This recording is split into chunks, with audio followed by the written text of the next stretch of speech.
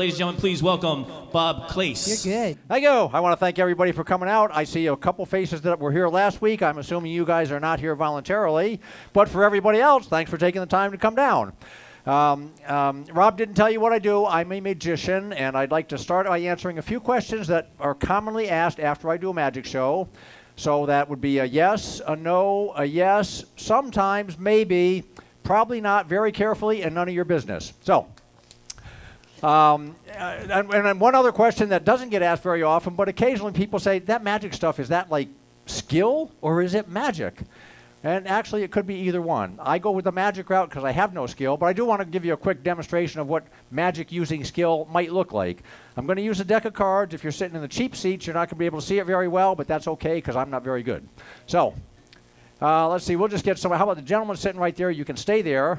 Let me just ask you, do you play cards? Do you know what they are, the different cards? Okay, so if you see a card, you would know whether or not it's a joker or a king or a puppy dog feet. That's what the girls call them. Okay, what's your name? Ramon. I'll just run my thumb down the deck. You say stop wherever you want. When you say stop, I'll show you a card. If you don't like it, we'll do it again and you'll get a different card. We'll do it again until you do like it. And then if somebody else doesn't like it, we'll do it until everybody likes it. And in my experience, nobody's going to like it, so we'll have to start all over after the 50-second try. Go ahead, say stop wherever you want. Stop right there. Ramon, that's your card. You remember it. I'm going to show it to people over here. I'm going to show it to people over here. It's not your card. It's his card. He's got to remember it. But if he forgets, your job is to remind him what it was, okay?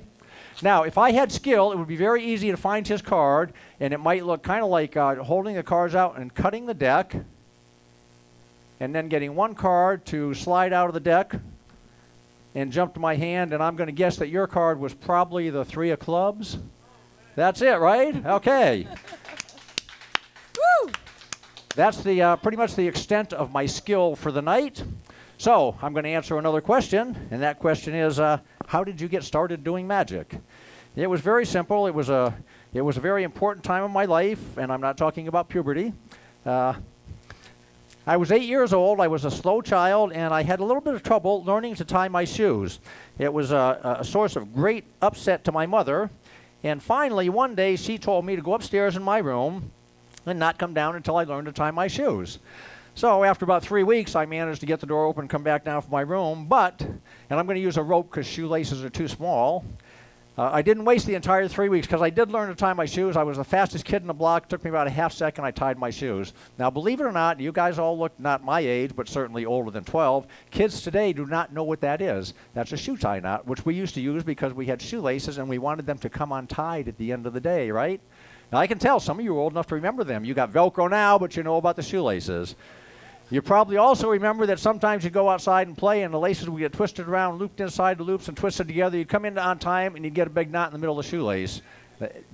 That's right. And I thought at 8 years old, you know, that's 10 minutes of untying that I'm going to have to do. That's 10 minutes I could be watching television. It's 10 minutes I could be playing Nintendo, except Nintendo hadn't been invented yet. 10 minutes I could be inventing Nintendo and making a lot more money than I actually ended up making. But no matter how you look at it, there was 10 minutes of my life going to be wasted, and that's when I decided to learn magic because I figured if I was a magician, I could just pull that knot off of there, and I wouldn't have to worry about it anymore.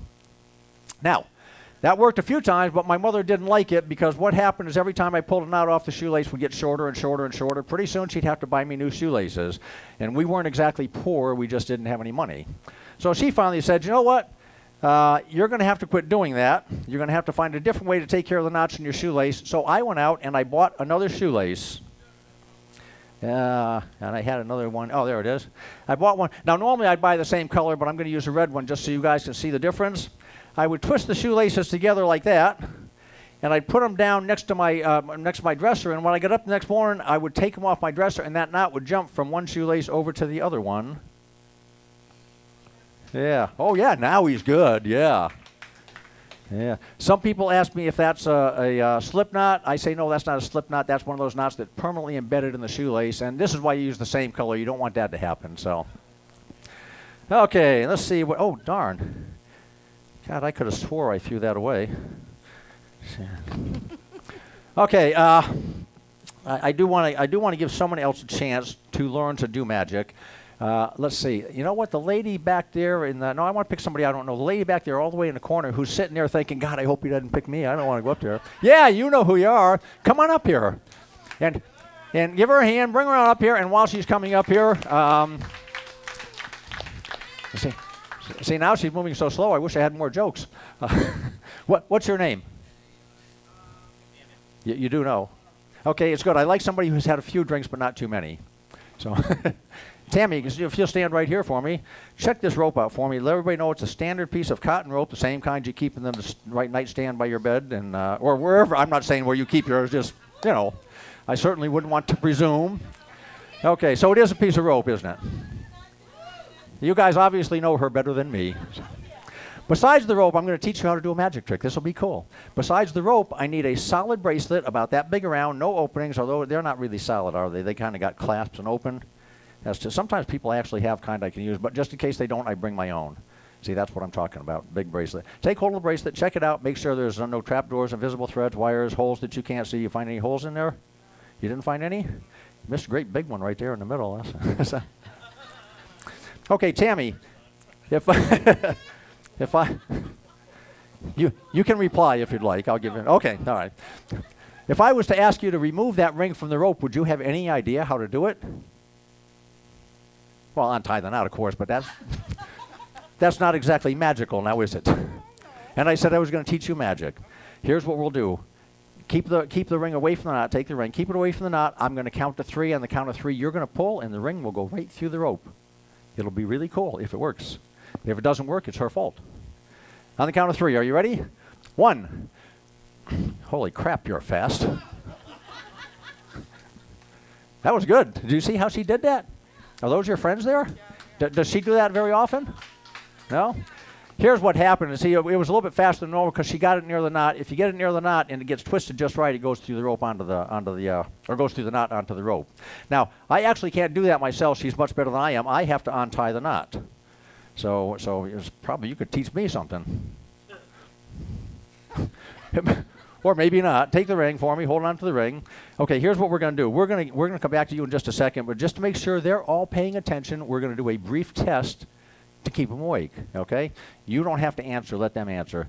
If you have a piece of rope, how many ends do you have in one piece of rope? Nobody knows. 2. Somebody said 2. If I put the ends in my pocket, how many ends of this rope are in my pocket? 2. So what's that one? The third one? No. I'm just kidding. There's none in my pocket because there's 2 out here. If I had 2 in my pocket, that would be 4, meaning what's in my pocket? The middle. Come on, people. I'm glad I got you up here. You seem to be the smart one tonight. Okay. That I can hardly wait now. I'm going to teach you how to do this without my help because obviously the last time I was holding the rope and I could have been involved. We could have been cheating, right? So we're going to have the ends of the rope right here where you can see them. Keep one eye on the ends. We'll keep the middle of the rope down here. Keep one eye on the middle. The ring is up here. Keep one eye on the middle. Got it? Okay, one eye on the ends, one eye on the middle, one eye on the ring, and you can see the ring goes right through the rope. Would you like to learn how to do that? In reverse. Okay, I put it on the rope. We're going to let you take it off. Hold your thumb and finger out like you're making an OK sign, and we're going to hang. We're going to hang the rope. We're going to hang the rope right there on your thumb. There you go. Hold it up where we're going to. Now grab hold of the ends right there. Now, no matter what you do, don't let go of the ends because then it's really a stupid trick. Okay? If you get the ring off the ends, it's not magic. It's just what everybody does. All right? Slowly start to move your hands apart. When the ring touches this part of your hand, stop. I don't want you to break your thumb. Yeah, perfect, just like that. Remember, don't let go. Now, I don't want the ring to fall on your toe and hurt me because I have no insurance. So I'm going to hold the ring, but I'm not going to do anything. What I want you to do is say the magic word, pull your thumb out, cause the ring to go through the rope all by yourself. Go ahead. Perfect, she did it. Give her a big hand. Thank you. Great job. I appreciate your help. I'm pretty sure I could have done it without you, but it would have been nowhere near as much fun. Kind of like sex. Okay.